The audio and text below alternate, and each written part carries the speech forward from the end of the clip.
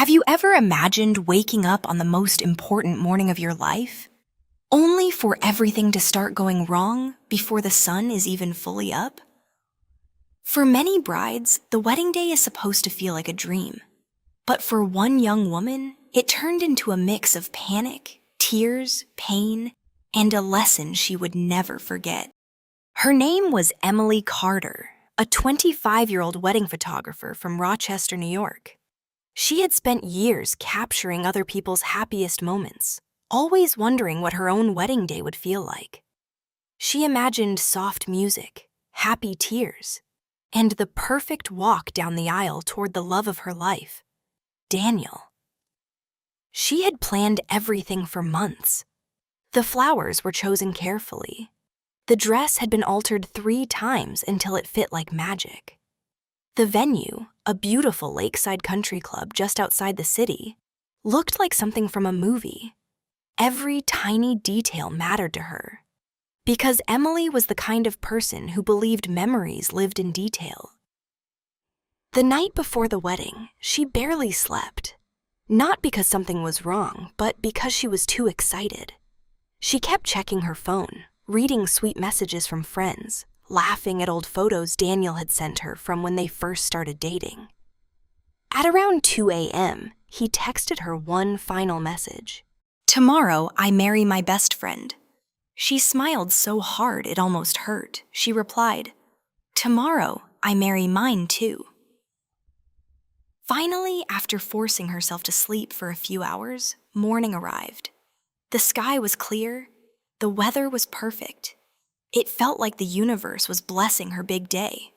Or at least, that's what she thought. Emily arrived early at her maid of honor, Sarah's house, where all the bridesmaids were getting ready together. The house was already full of noise. Hairdryers were running. Someone was laughing in the kitchen. Music played softly from a speaker near the mirror. Her mother was arranging jewelry on the dining table like it was a museum display. Everything felt busy, warm, and exciting. At first, Emily was smiling through it all. She sat in the makeup chair while Sarah joked about how Daniel would probably cry before she did. But then something changed. A sharp pain hit her lower stomach. She froze. At first, she ignored it. Maybe it was nerves. Maybe she was just hungry. Maybe it was stress. But then another cramp came, stronger this time. Her fingers tightened around the edge of the chair. She knew that pain too well. Her heart dropped instantly. No, not today," she whispered to herself. Because Emily had one problem she had dealt with for years. Her first day of her period was never normal. It was brutal. The cramps were so strong that sometimes she had to stay in bed all day. Sometimes she couldn't even stand without feeling dizzy.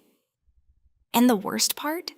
She wasn't supposed to get it for at least 2 more weeks. She tried to stay calm. Maybe she was wrong. Maybe it was just anxiety. She kept smiling while the makeup artist worked. But inside, panic was building like a storm. As soon as her hair and makeup were done, she rushed to the bathroom. She locked the door. She stood there for a moment, staring at herself in the mirror. Her hands were shaking. She already knew, but she checked anyway. And there it was, her worst fear. Her period had started. 3 hours before her wedding ceremony. For a second, the room felt like it was spinning. She sat down on the closed toilet seat and just stared at the floor. This could not be happening. Not today. Not now. Not in the giant white dress waiting for her upstairs. She wanted to cry. Actually, she wanted to scream. After months of planning, after all the excitement, after dreaming about this day since she was a little girl. This? Really? She took a deep breath. Then another. Then she opened the bathroom door. Her mother looked at her first. One look at Emily's face and she knew. "What happened?" she asked softly. Emily looked at her bridesmaids and whispered, "It started." Silence. Then all three girls shouted at once, "Oh my God! Are you serious? No way!" And then, strangely, everyone started moving. Fast, like a team during an emergency. Sarah grabbed her purse looking for painkillers. Her mom ran upstairs to check for extra supplies. One bridesmaid searched online for how to survive your wedding day on your period. Another one just hugged her and said, "Okay, listen to me. You are still getting married today, and you are still going to be stunning." That made Emily laugh through her panic. A small laugh, but enough to stop the tears for a moment. Thankfully, Sarah had ibuprofen. Emily took it like it was the most important medicine on earth. She drank water. She sat down. She breathed slowly. And little by little, the pain softened. Not gone, but manageable. Still, emotionally, she was a mess. She kept thinking, what if the cramps get worse during the vows? What if I faint? What if I ruin my dress? What if I can't even enjoy my own wedding? The thoughts wouldn't stop. That's when her phone buzzed. It was Daniel. "Just checking in. How's my future wife doing?" She stared at the screen. For a moment, she thought about lying, saying everything was perfect, pretending. But that had never been their relationship. So she told the truth. She texted back, "Honestly, slight disaster. I got my period. I'm trying not to lose my mind." 3 dots appeared instantly. Then his reply came. "Okay, first, breathe. Second, nothing could make today less perfect. Third, I'm still marrying you, even if you murder someone before the ceremony." Emily laughed so loudly, everyone in the room turned to look at her. And somehow, that message changed everything. Not because it fixed the pain, but because it reminded her of what actually mattered. Today was not about perfection. It was about love. Still, love doesn't cancel cramps. And time was moving fast. Soon, it was time to put on the dress. That part felt like preparing for battle. Everyone moved carefully, slowly. Her mother zipped the back while Sarah adjusted the train. Emily stood still, praying to every possible power in the universe. When she finally looked in the mirror, she almost cried again. Not because of stress, because despite everything, she looked beautiful. She looked like a bride, not a disaster, not a girl falling apart. A bride. And then the music started downstairs. Her heart stopped. It was time. The ceremony space overlooked the lake. Rows of white chairs were filled with family and friends. Soft wind moved through the flowers. The sun reflected on the water. It was perfect. Almost too perfect for the chaos happening inside her body. As she stood with her father, waiting for the doors to open, the emotions hit her like a wave. The pain, the nerves, the happiness, the fear, the relief, all of it at once. Her father looked at her and smiled. "You okay, kiddo?" She nodded, then immediately started crying. Not elegant tears, not movie tears, real crying, messy crying, the kind where breathing becomes difficult. The kind where emotions just explode. "I'm sorry," she whispered. Her father gently squeezed her hand. "Don't be sorry. This means it matters." And somehow, that made her cry even harder. Then the doors opened. Everyone stood. The music filled the air. And Emily walked down the aisle in tears. She saw nothing clearly at first. Just blurred faces. Flowers, light. Then she saw Daniel, and suddenly everything else disappeared. Because there he was, standing at the end of the aisle, also crying. She laughed through her tears. Of course he was crying. Sarah had been right. He looked at her like she was the only person in the world. Not like someone having a terrible day. Not like someone struggling. Just her. The woman he loved. And in that moment, the cramps, the panic, the fear, it all became smaller. Not gone, but smaller. Because love was bigger. If you've ever had one of those days where everything seems to go wrong at the worst possible time, take a second right now and hit that like button. And if you believe real love is about standing beside someone even on their messiest days, make sure you subscribe to the channel because stories like this remind us what truly matters. As Emily reached the altar, Daniel quietly leaned closer and whispered, "You're doing amazing." 3 simple words, but they nearly broke her again. She smiled. And for the first time that day, she truly believed it. Maybe this day didn't need to be perfect. Maybe it just needed to be real. And real? This was definitely real. Then the officiant began to speak. The ceremony had started. And Emily had no idea that the most emotional part of the day was still waiting for her. The officiant smiled warmly as Emily and Daniel stood hand in hand at the altar, both trying and failing not to cry again. The soft sound of the lake behind them mixed with the quiet voices of their guests, and for a moment, everything felt still. Emily could still feel the dull ache in her stomach, and every few minutes, another cramp reminded her that her body had chosen the worst possible timing for this day.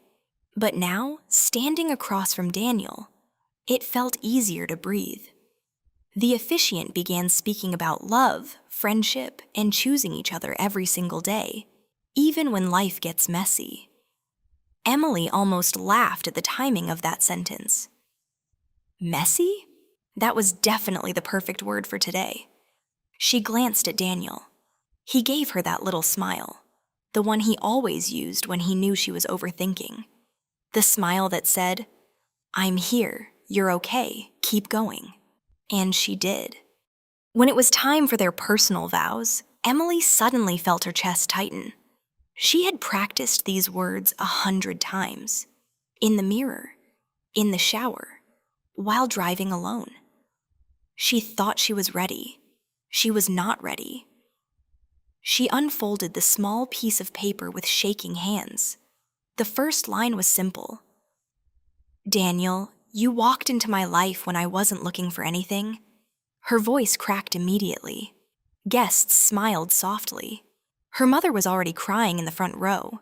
Sarah looked like she was trying not to ruin her own makeup. Emily laughed nervously and tried again. "Daniel, you walked into my life when I wasn't looking for anything, and somehow became everything." This time she kept going. She spoke about late-night drives, cheap pizza dates, bad dancing in the kitchen, and how he somehow made ordinary days feel special. She talked about the first time she realized she loved him, not during some big romantic moment, but when she had the flu and looked absolutely terrible, and he showed up with soup, medicine, and absolutely no fear. "That was the moment," she said through tears. "I realized love isn't always grand gestures. Sometimes it's someone holding your hair back and still telling you you're beautiful." Laughter spread through the guests. Even Daniel laughed, wiping tears from his face. Then Emily's voice softened. "I promise to stand beside you on the easy days and the impossible ones. I promise to choose you when life is simple and when life is hard. And today, apparently even through cramps, panic, and waterproof mascara tests, I still choose you." The crowd laughed louder this time. Even the officiant had to look down to hide a smile. Daniel shook his head, laughing. "That line will be hard to beat," he whispered. Then it was his turn. He pulled out his vows, but unlike Emily, he barely looked at the paper. Because everyone there knew, Daniel had been in love with this woman for years. He looked directly at her. Emily, I knew I loved you before I was brave enough to say it. Instant tears again. I knew it when you made everyone around you feel important. I knew it when you spent more time helping other people than thinking about yourself. And I definitely knew it when you beat me at mini golf and talked about it for 6 straight months. Emily covered her face, laughing. That was one time, she whispered. Historic moment, he replied. Everyone laughed again. Then his expression changed, more serious, more honest. I love you because you are strong, even when you don't think you are. I love you because you feel everything deeply. I love you because even today, on a day that started with stress and tears and probably enough ibuprofen to concern a doctor, you still showed up with grace. Emily was crying so hard now she could barely see him. He stepped closer. And I promise you this. I will be the person who carries your dress, your stress, your fears, and every hard day I can. I will remind you who you are when you forget. I will make you laugh when life feels heavy. And for the rest of my life, I will be grateful that somehow you chose me too. There wasn't a dry eye left. Even the photographer had tears in her eyes, which Emily later found very funny, considering she was a wedding photographer herself. The officiant smiled.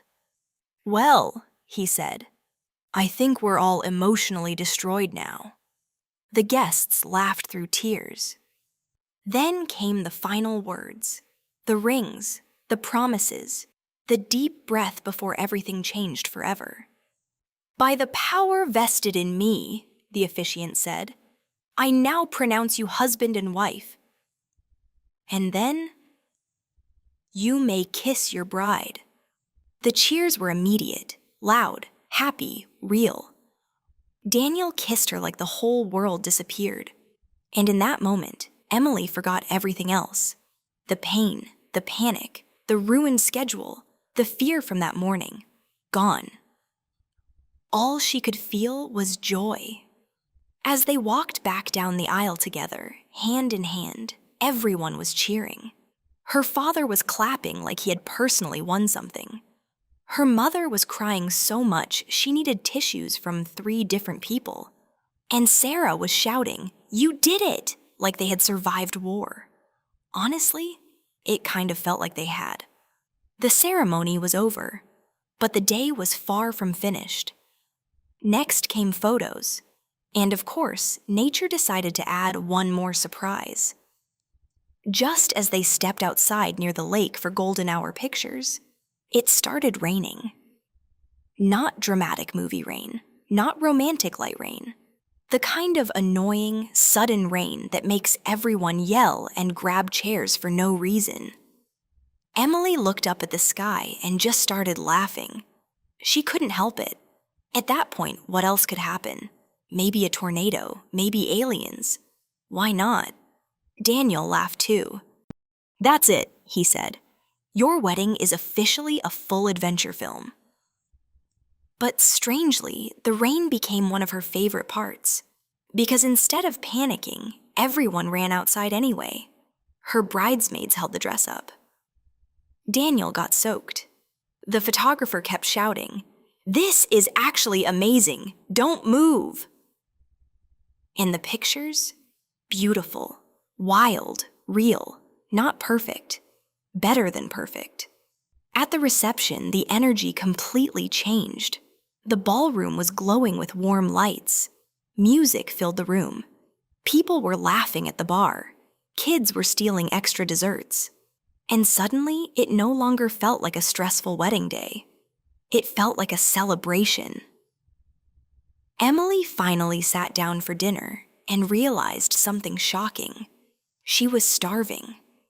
She looked at Daniel and said, "I think I forgot food exists today." He handed her bread immediately. "That's why you married me," he said. "Honestly, yes," she replied. During dinner, people gave speeches. Her father spoke first and somehow managed to make the entire room cry again within 30 seconds. He talked about the little girl who used to wear blankets like wedding dresses around the house. The girl who once told him she would only get married if her husband also liked French fries as much as she did. He pointed at Daniel. "Congratulations, you passed the test." Laughter, applause, more tears. Then Sarah gave her maid of honor speech. And unlike her father, she came prepared for emotional damage. She pulled out embarrassing college stories, bad fashion choices. The time Emily accidentally sent a romantic text to the family group chat instead of Daniel. The room exploded with laughter. Emily nearly fell out of her chair. "Why are you like this?" she shouted. "Because I love you," Sarah answered proudly. Then came the parent dances. Emily had warned herself not to cry again. She failed immediately. As she danced with her father, she realized how quickly life moves. One minute you're a kid holding his hand crossing the street. The next, he's placing that same hand into someone else's forever. She cried quietly against his shoulder. He whispered, "He's a good man." She nodded. "I know." Then Daniel danced with his mother, and somehow that made everyone cry again too. At this point, mascara had become a suggestion, not a reality. Later, when the dance floor opened, everything changed. Shoes came off, ties disappeared. Someone's uncle started dancing like he was in a music video from 1987. Emily laughed harder than she had all day. She danced with her friends, with her cousins, with complete strangers who somehow became family by midnight. And through it all, Daniel kept checking on her. "Do you need water? Are you okay? Want to sit? Need another painkiller?" Every single time, he was there, quietly, without making it dramatic. Just there. That, more than anything, stayed with her. Near the end of the night, when most guests were outside waiting for the final send-off, Emily finally had a quiet moment alone with him. They stood near the empty dance floor, shoes in hand, both exhausted. The music was softer now. The room looked different after everyone had left it, like the ending of a beautiful storm. Daniel looked at her. "So," he said, "worst wedding day ever?" Emily smiled.